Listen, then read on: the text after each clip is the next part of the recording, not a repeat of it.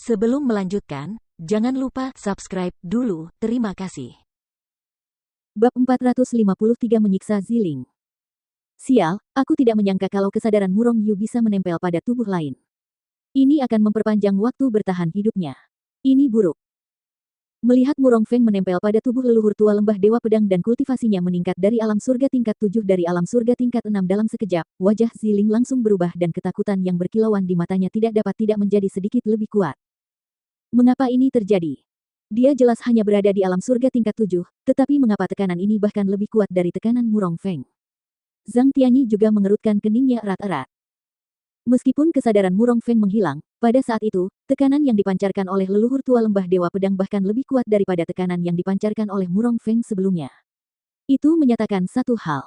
Itu adalah bahwa alam surga tingkat ketujuh adalah eksistensi yang tidak dapat ia lawan saat ini. Legenda mengatakan bahwa Martial Lord memiliki kemampuan untuk menghancurkan langit dan bumi, menggeser gunung dan mengisi lautan. Itu juga merupakan alasan utama mengapa alam surga jauh lebih kuat daripada alam roh, alam asal, dan alam mendalam. Selain itu, semakin tinggi level di alam surga, semakin dekat seseorang untuk menjadi Martial Lord. Karena itu, semakin sulit untuk membuat terobosan. Demikian pula, kekuatan yang akan diperoleh seseorang dari alam itu lebih kuat, dan juga karena itu, lebih mengerikan dan lebih sulit dikalahkan. Jadi, konon setiap level setelah level 6 alam surga merupakan layar yang sulit untuk dilewati. Level 7 alam surga sangat sulit untuk dicapai, sehingga banyak orang yang terjebak di level 6 alam surga sepanjang hidup mereka dan tidak dapat memasuki level 7 alam surga. Adapun tingkat ke-8 dari alam surga dan tingkat ke-9 dari alam surga, itu bahkan lebih sulit. Itu juga merupakan alasan utama mengapa, sampai sekarang, di benua 9 provinsi, tidak ada seorang pun yang melangkah ke alam Martial Lord. Beberapa tingkatan di bagian akhir alam surga sangatlah sulit, apalagi alam penguasa bela diri. Namun, tidak ada yang bisa dilakukan untuk itu.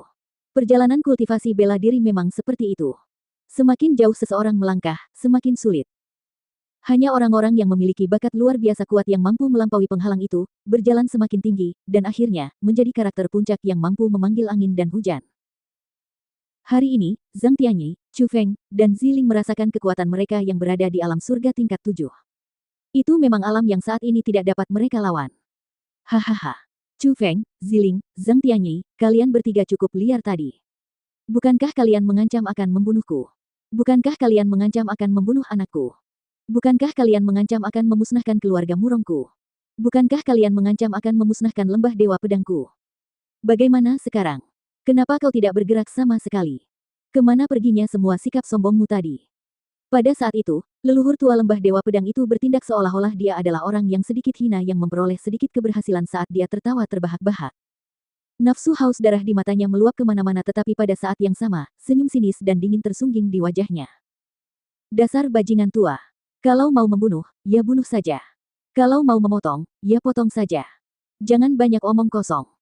Kau hanya mengandalkan kekuatan leluhurmu untuk membatasiku. Jika kau tidak memiliki kekuatan leluhurmu, di mana kau akan berada? Dari apa yang kulihat, sungguh sia-sia bagimu untuk hidup begitu lama. Sungguh sia-sia untuk berkultivasi selama bertahun-tahun. Kau bahkan menyebut dirimu sebagai leluhur tua lembah Dewa Pedang.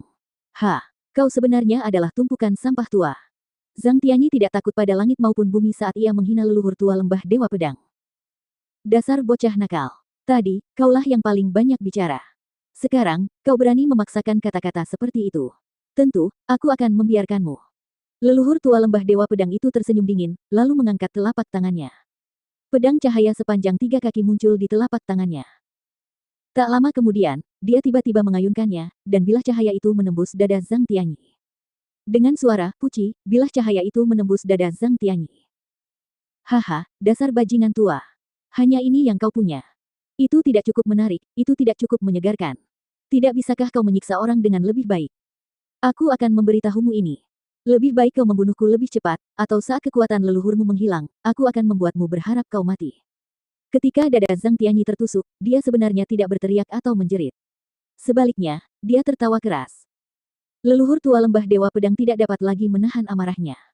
Dia memegang bilah cahaya, menunjuk ke arah dantian Zhang Tianyi, dan berkata sambil cemberut, dasar bocah, kau ingin terus berbicara seperti itu. Aku akan menghancurkan kultivasimu sekarang juga. Kalau begitu mari kita lihat kata-kata apa yang akan kau katakan padaku. Lembah Dewa Pedang, dasar bajingan. Tepat pada saat itu, Chu Feng tiba-tiba berteriak keras, lalu melolong, dasar orang tua yang tidak tahu malu.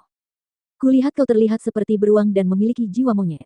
Dengan kekuatan leluhurmu, kau menjadi sombong lagi. Apakah kamu lupa saat-saat ketika kamu dikejar dan harus berlari kemana-mana sambil tersandung dan berguling-guling di tanah? Apakah kamu lupa melompat dari tebing ketika kamu dipukuli dan tidak punya jalan keluar lagi tahun itu? Demi menghindari keluarga musuh bebuyutan, kau bahkan berpura-pura mati. Kau benar-benar tidak punya malu. Apa? Sekarang kau berbicara tentang kemampuan. Setelah bersusah payah berkultivasi selama puluhan tahun dalam isolasi, bukankah kau masih dipukuli seperti anjing oleh senior Zhangku? Senior Zhang benar.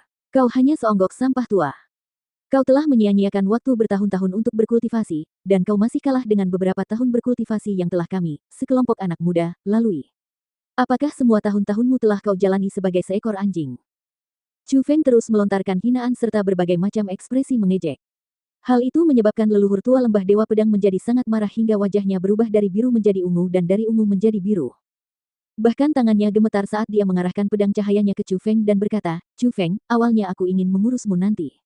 Kau benar-benar tidak sabar untuk mati. Benar sekali. Kulitku gatal dan aku tidak sabar lagi. Kalau kau bisa, datanglah dan sentuh aku. Biarkan aku melihat bagaimana kau akan membunuhku. Chu Feng tertawa keras dan matanya dipenuhi dengan penghinaan. Kau pikir aku tidak berani? Dipandang rendah oleh seorang generasi muda, bahkan hati leluhur tua lembah Dewa Pedang terasa sakit karena marah. Ayah, jangan buang-buang waktu dengan mereka. Cepat, saat kekuatan leluhur masih ada, bunuh mereka. Jangan tertipu oleh rencana penundaan mereka. Tepat pada saat itu, kepala lembah Dewa Pedang memberi nasihat. Benar sekali. Dengarkan anakmu dan cepat bunuh kami. Jangan tertipu oleh kami, atau tanpa kekuatan leluhurmu, apa yang bisa kau lakukan? Senior Zhangku bisa membunuhmu bahkan dengan mata tertutup. Chu Feng mengejek dengan dingin. Leluhur tua lembah Dewa Pedang benar-benar marah. Dia membalikkan tangannya dan dengan keras, tamparan keras mendarat di wajah putranya. Kemudian setelah itu, dia menunjuknya dan berkata dengan marah, diam. Apakah aku perlu kau mengajariku apa yang harus kulakukan? Aku. Pada saat itu, wajah pemimpin lembah Dewa Pedang dipenuhi dengan keluhan, tetapi dia tidak berani mengatakan apapun. Dia hanya bisa mundur ke samping. Akhirnya, leluhur tua lembah Dewa Pedang mengalihkan pandangannya ke Chu Feng lagi. Senyum sinis dan gelap terbentuk dari sudut mulutnya yang terangkat saat dia berkata. Chu Feng, jangan pikir aku tidak tahu trik-trik kecilmu.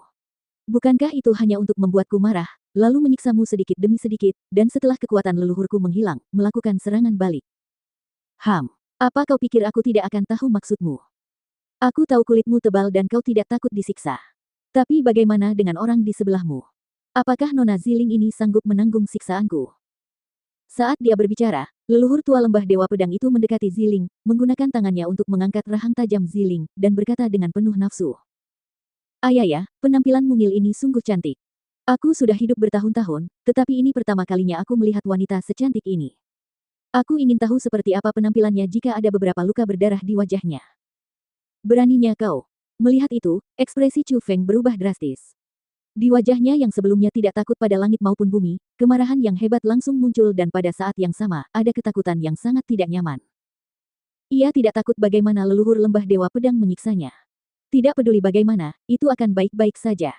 Namun, ia sama sekali tidak bisa mentolerirnya menyiksa Ziling. Ia dengan tegas tidak mentolerirnya. Aku tidak berani. Aku akan menunjukkan kepadamu apakah aku berani atau tidak. Leluhur tua lembah Dewa Pedang tertawa keras, lalu segera setelah itu, tiba-tiba melambaikan tangannya yang besar. Dengan suara keras, tangannya yang tebal dan kuat meninggalkan bekas telapak tangan berwarna merah tua di wajah putih Ziling.